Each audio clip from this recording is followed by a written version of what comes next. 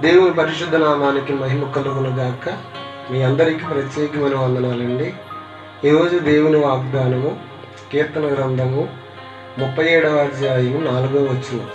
యెహోవాను బట్టి సంతోషించుము, నీ హృదయ వాంఛలను ఆయన తీర్చును. ఎవరిని బట్టి మనం సంతోషించాలంటే యెహోవాను బట్టి మనము సంతోషించే వారంగా ఉండాలి.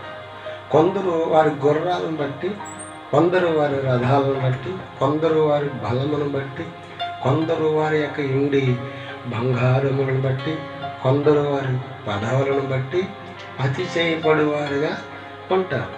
అయితే మనము ఎవరిని బట్టి సంతోషించాలనంటే యెహోవాను బట్టి సంతోషించే వారంగా ఉండాలి.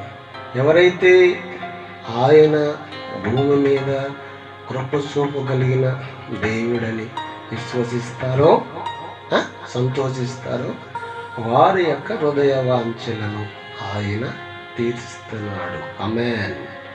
నీ హృదయ వాంఛలను దేవుడు ఈ సమయమందు తీర్చునుగాక. ఆమేన్. ఆమేన్.